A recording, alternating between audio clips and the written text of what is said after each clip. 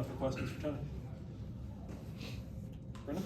Have you felt the first few days have gone with the quarterbacks in terms of retention from what they learned in the spring? Yeah, I mean, being able to go through spring ball, obviously, and then you get the summer together to work rhythm, timing, all those things, and then the workouts guys do on their own. I think there's definitely that carryover and that work shows, but it's also different once you get out there and it's 11 on 11, and we'll find out a lot more tomorrow once we throw the pads on. So it'll be fun to see. Quentin? Yeah, with Tommy, you have a quarterback that's so uniquely gifted with the legs, and you had one before that. He might even be a better runner, more electric runner than Jordan. How do you coach that at this time of year? Because that will be a part of the offense. But do you kind of want him to shy away from scrambling and running right now and kind of concentrate on just the passing game? Or do you want him to incorporate that now, even in late July, early August? Yeah, I mean, his strengths are his strengths. You know, that dynamic playmaking ability, extend plays with his legs, still push the ball downfield. But of course, I mean, when you're in more of a controlled, sterile environment, if you will, you want to focus on those root fundamentals, the footwork, the rhythm, the timing, where his eyes are, how he's working through a progression. So I think that depending on situation or period, I mean, those are definitely focuses, but at the same point in time, I mean, he's a guy that is part of his game, and you got to go let him be him too, just like we had with Jordan. I mean, there are certain things that we wanted him to improve upon in his game, and he did. He took those steps, and it was a very similar approach. It was, hey, during this period, let's focus on this, and then when we have those live bullets flying, go be you. Aslan? Intangible wise, Tommy's just his demeanor. What does that bring to that room? How vital is it maybe for that room to have somebody with that kind of disposition and attitude? Right. His disposition and attitude. That's a great starting point for it. He is as dynamic of a athlete as he is. I think his personality really matches that. I've said this before. He's so comfortable in his own skin. That building relationships with people comes very natural to him. I'm sure you guys feel that from him too when he talks to you guys. It's something that I think that people are really just born with, that natural ability. And so when teammates see how he interacts with them, how genuine those interactions are, I think it's a little bit easier, I guess, for lack of a better term, to be able to fall in line and build that relationship with him too. When you guys were, obviously Gus was familiar with Tommy, but like when you were evaluating him and watching film before he got here, what were parts of this game where you're like, okay, we need to clean these things up, and I guess how was he done with taking those instructions? Sure. I mean, taking a step back first, when you evaluate that film and you look at the body of work he's had throughout his college career, he's played for different coordinators, different systems and I don't know, I obviously wasn't at those places, but there could be different standards of what quarterback play needs to look like in those offenses too. I don't know what he was being asked to do in certain situations, but looking at it from more of an objective standpoint, just going through progressions, consistency, and locating the football, not just what his completion percentage is, but I mean, being able to throw it away from defenders, being able to make the smart plays, and also knowing when to give up on a play. And I hate using that phrase, there's a negative connotation to that, but at the quarterback position, if you can protect the football and give your offense a chance to snap it one more time, then that's a critical part of your job. So I think just in whole, some of those things, just the consistency of, I think what we all think of as just general quarterback play, just continue to build upon that and then be a great decision maker. I mean, let's convert third downs, and you convert third downs or kick field goals. Obviously you want touchdowns, but you're gonna give your offense a chance to score points. In terms of what you're looking for from Jalen, is the goal for him to just be a sponge right now and absorb as much as possible? And what are you trying to get out of him this fall? I want Jalen to compete every single day, regardless of what his situation is, regardless of what his role is. Just as far as the standard in our program, I mean, you hear Coach Norvell and the assistants and players, we all speak the same language in the sense of our objective every single day is to get better. And regardless if you're first or last on the depth chart, whatever that looks like, I want him to go in, I want him to compete, I want him to be a sponge. He's in a unique situation. I mean, he's played a good deal of football regardless of the level he's at. But he gets to also sit and see Tommy, and then Brock has seen playing time, and then I mean, Kevin, for a young guy, has a really good mind for the game too. So there's some great conversation and back and forth that goes on in the quarterback room. And I think not just for Jalen, but all those guys can take a piece of each other's game or learn from each other as well. And that's something that we encourage. Chris? How do you go about doing reps in the sense of Tommy gets this percentage, Brock this percentage, Kevin, so on and so forth, when you guys get into more team-oriented stuff? Right. I think it matters as much for the quarterback as it does for the guys around him. You want to play guys, obviously, that are going to be on the field together as much as you can. In the same hand or in the same breath, you want those guys to go out and compete and be able to push each other. Light a fire under each other every single day.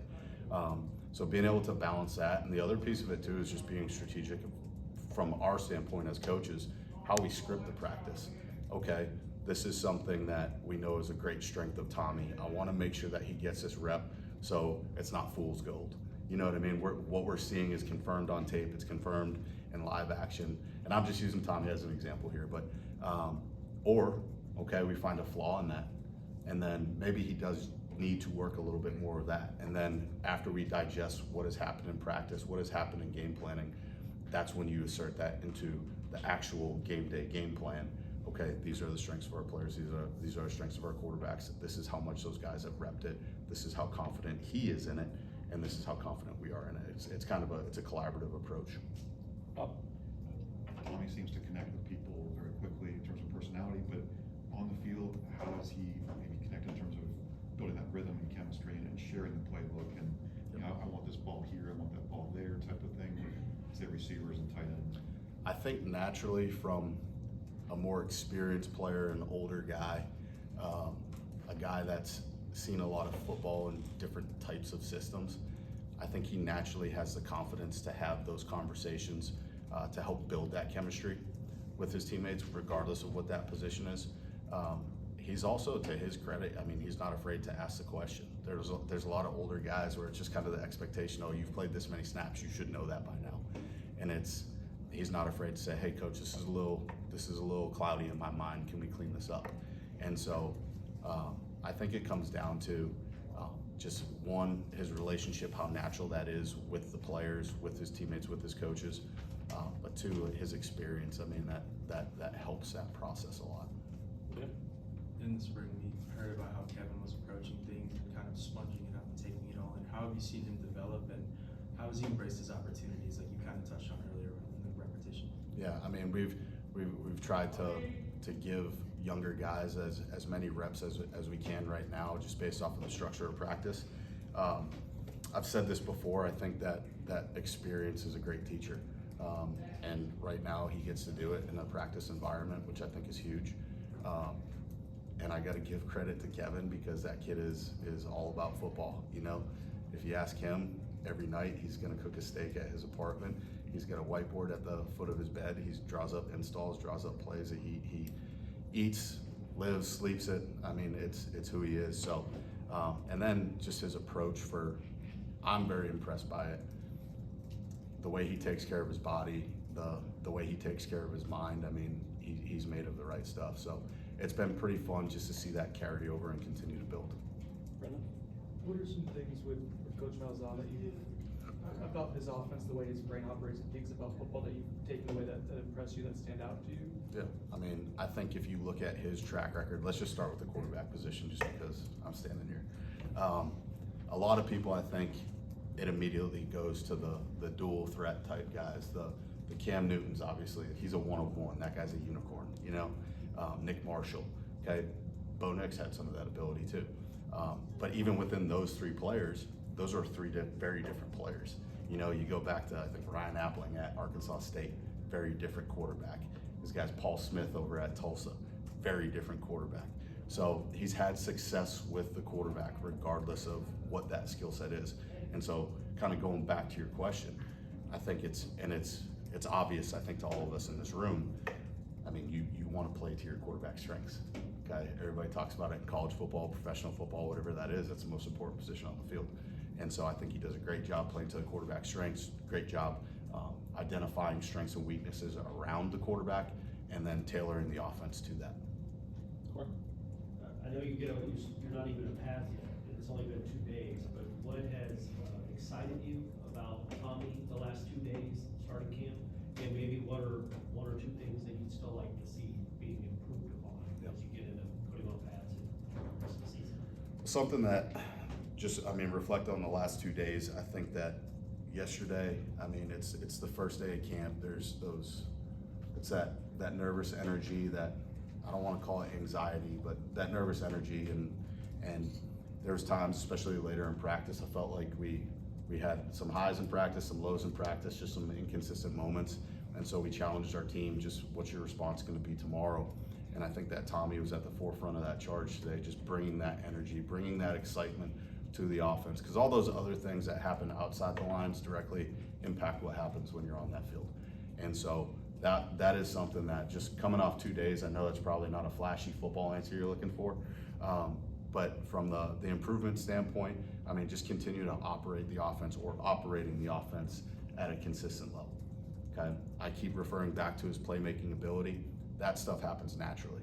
Okay, it's like in baseball, when you hit the home run, usually you're not trying to hit the home run. It just happens because you're sound fundamentally. You hit the ball on the bat on the sweet spot, and that thing goes.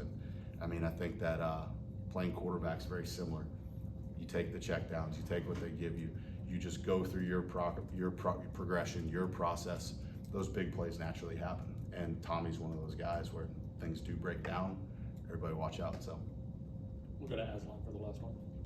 I know his job is to make the right play, find the open receiver, but how valuable is it to have like a go-to wide receiver, a guy like Deuce, a guy like Squirrel? Have you seen, I guess, some rapport there? How important is that to the development of everybody involved in that? oh, it's critical. You look at, I don't care what level it is, NFL, high school, whatever. Usually really good quarterbacks, they have a guy or multiple guys.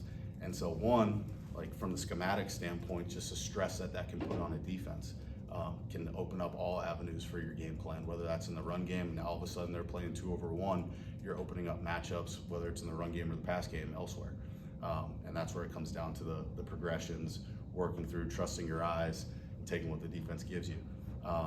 I don't know, I think that it is definitely huge being able to have some serious weapons on the outside, but at the same time, what's the versatility of those weapons? You got Deuce, you got guys like Squirrel, some of our younger guys coming along too, and again, they all have different skill sets, and we're gonna tailor this offense to their strengths and the quarterback strengths. Perfect, thanks, Tony.